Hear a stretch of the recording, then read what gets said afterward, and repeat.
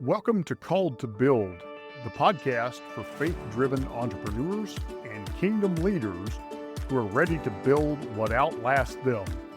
Hosted by Willis, entrepreneur, pastor, and marketplace missionary.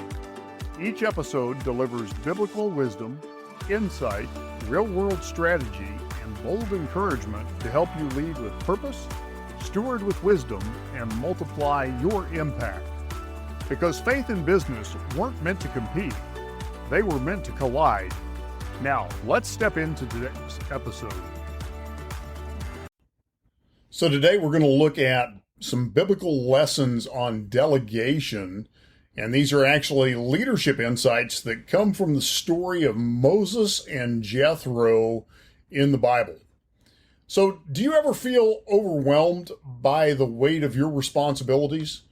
Maybe you're a business owner and you're trying to do everything by yourself, or you're a ministry leader who is balancing countless tasks, or maybe you're a parent managing a never-ending to-do list. Well, if this sounds familiar, you're not alone, because even Moses, one of the greatest leaders in biblical history, found himself struggling under the burden of doing it all. In Exodus chapter 18, Moses' father-in-law, Jethro, observed his challenges and offered some wise counsel on delegation. And it's a principle that transformed Moses' leadership and can do the same for you. So let's take a deeper look at the story of Moses and Jethro and uncover some lessons that can help you lead more effectively, while at the same time empowering others to share the load. So as we go through this video today, here's a couple of things we're going to be talking about. Number one, delegation is essential for effective leadership. You're going to have to choose the right people for delegation. We're going to look at structure responsibilities to improve your efficiency. We'll also be talking about the need to focus on high priority tasks. We'll look at the importance of empowering others and how that benefits everybody. And we'll discuss barriers to delegation and how those can be overcome as well. We'll discuss delegation and how that reflects biblical principles on stewardship. And then we'll also talk about the fact that the benefits of delegation are far-reaching. So let's put a little context to our discussion today. When we look at Moses in Exodus chapter 18, he is leading the Israelites after their miraculous escape from Egypt. He serves as their judge. He's settling disputes and providing guidance from morning until evening. And every issue, big or small, comes directly to him. The workload is absolutely enormous, and it is wearing him down. And the people are also frustrated because they are waiting hours for Moses' attention. So Jethro, Moses' father-in-law, arrives, and immediately he notices the problem. He observes how Moses is stretched thin and how the people are suffering because of this inefficient system. And Jethro doesn't hold back his opinion. What you are doing is not good. You and these people who come to you will only wear yourselves out. The work is too heavy for you. You cannot handle it alone, Jethro says. This comes from Exodus 18 verses 17 and 18. So Jethro then puts forward a solution. Delegate responsibilities to others. He advises Moses to select capable, God-fearing, trustworthy men to handle smaller disputes, which would then leave Moses to focus on the most significant matters.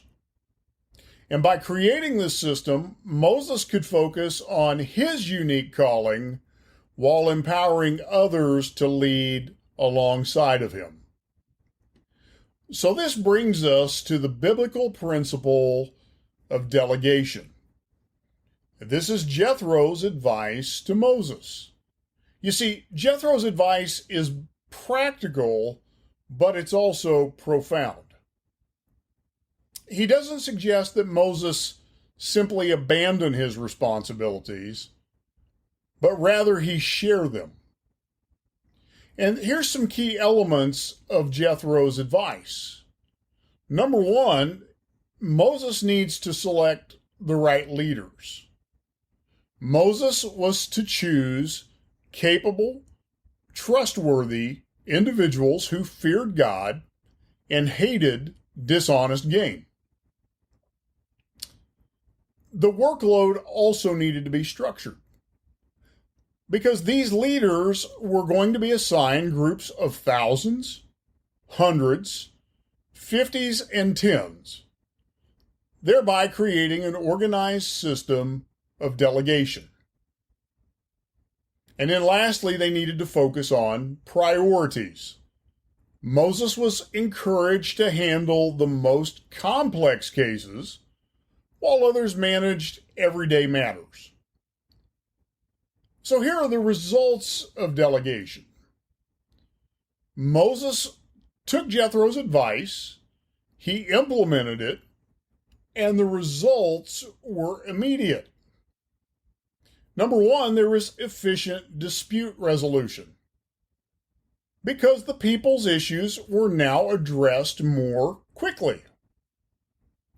Secondarily, there was leadership empowerment, because new leaders were developed and entrusted with responsibility. And then this one's critical. There was sustainability. Moses avoided burnout and could focus on his primary responsibilities as a leader and mediator before God, the task that was most important.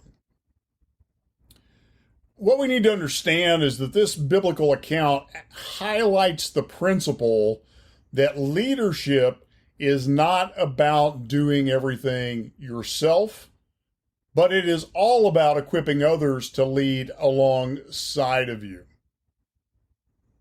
Now, here's some modern applications of delegation in leadership. The lessons that Moses learned all those years ago are just as relevant today as they were then. So whether you're leading a business, a ministry, your family, delegation can transform how you manage your responsibilities and how you empower others. So let's break this down a little bit. Let's start with delegation in business. Here's the problem. Many business leaders attempt to handle every aspect of their operations, from accounting to marketing to customer service. And what happens is this approach leads to inefficiency and ultimately to burnout. The real solution is to assign tasks to team members or to outsource the work to specialists who can handle specific areas more efficiently. Especially if you're starting out, outsourcing the work is probably your best next step. So, for example, a business owner who hires a virtual assistant for administrative tasks is going to free up time to focus on strategic decision-making and growth opportunities. Let's talk about delegation in ministry. The problem is, many ministry leaders often feel obligated to manage everything, from preaching to event planning to pastoral care. And what happens is this leads to exhaustion and limits the ministry's impact.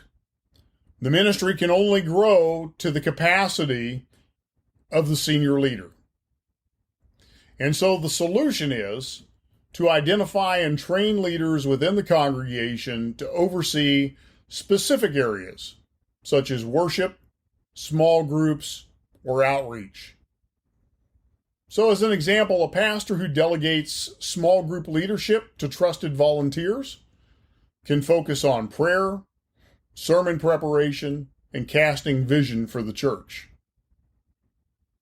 And then let's not forget delegation in personal life. Here's the problem. Individuals often take on too much.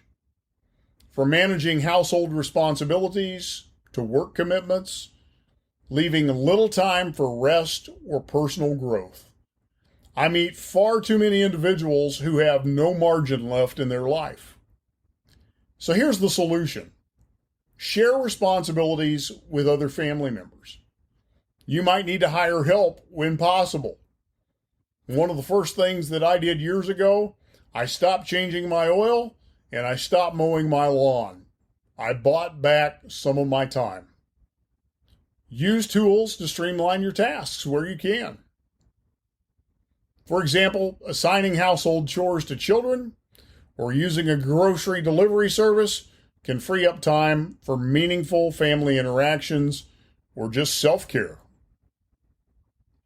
Now, here's some key principles for effective delegation. Number one, and this one's critical, select the right people. Just as Jethro instructed Moses to choose capable and trustworthy leaders, it is very important to delegate tasks to individuals with the right skills and the right character. Secondarily, you need to clearly define roles and expectations. Ensure that those you delegate to understand their responsibilities and what success truly looks like. Because clarity will prevent confusion and it will help to build trust. Third, this one's critical. Trust, but verify. Let me say that one again. Trust, but verify.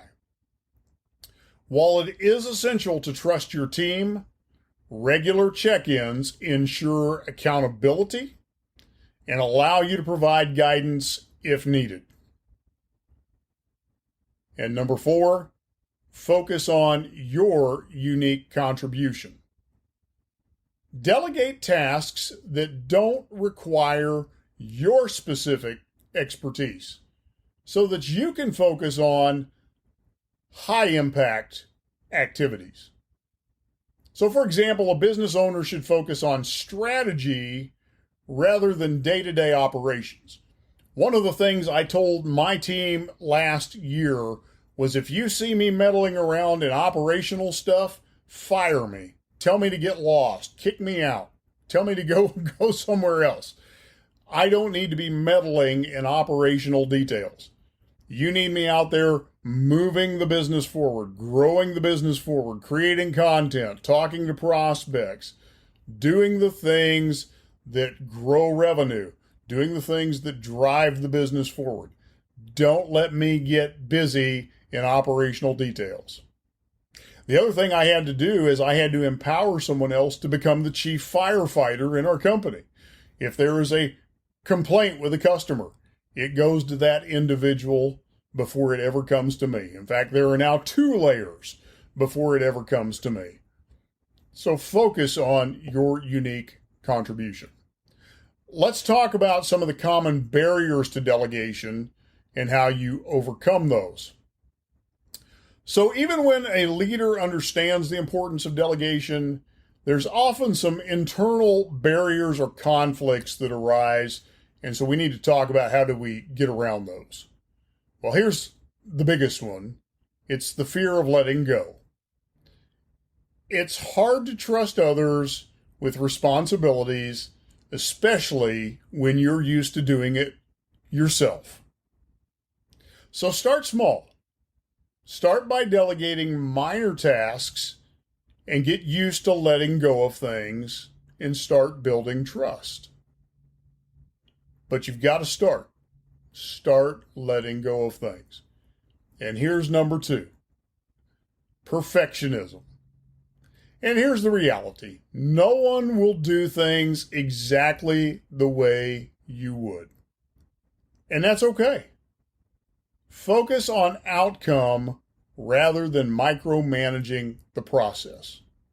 One of the most freeing things a mentor said to me a few years ago was this: a member of your team doing things 80% as well as you do, but freeing up 100% of your time from that task is 100% better than you hanging on to it and doing it yourself. So, focus on the outcome rather than micromanaging the process. And then there is time investment. Training others takes time, but the long-term benefits far outweigh the initial effort. Delegation is an investment in sustainability. One of the books I would recommend you read is Buy Back Your Time by Dan Martell. It is a golden nugget of wisdom in this topic. Now let's look at the benefits of delegation. Once you get through that pain, that discomfort of delegating, what are the benefits? When you embrace delegation, the benefits are going to extend far beyond simple efficiency. You're going to have empowered teams because delegation is going to allow others to grow and use their unique giftedness, and you're going to have a stronger organization and stronger teams because of it. You're going to be just thrilled watching people flourish in their strengths. You're going to have increased efficiency. Tasks are going to get completed faster and more effectively when responsibilities get shared. You will avoid burnout because you can focus on your core responsibilities and avoid exhaustion. And then there is biblical alignment, and this is probably the biggest. Delegation reflects God's design for shared responsibility and stewardship. You are now operating in harmony with God's design, the way He intends for things to operate. So as we wrap this up, realize this: delegation is not a sign of weakness. It's a mark of wise and effective leadership. You see, Moses learned this from Jethro, and it transformed his ability to lead the Israelites. It was a necessary lesson and a necessary adjustment. And by sharing responsibilities, Moses empowered others, he improved efficiency, and fulfilled his role more effectively. Now the question is, are you trying to do everything yourself? Take a moment and evaluate your current responsibilities. What tasks could you be delegating to others in your business, in your ministry, or your personal life? Start small. Trust someone else and watch how it transforms your leadership and your overall impact and effectiveness. Start following Jethro's advice, and you will be free to focus on the things that truly matter, while empowering others to step into their greatness and rise into their God-given potential.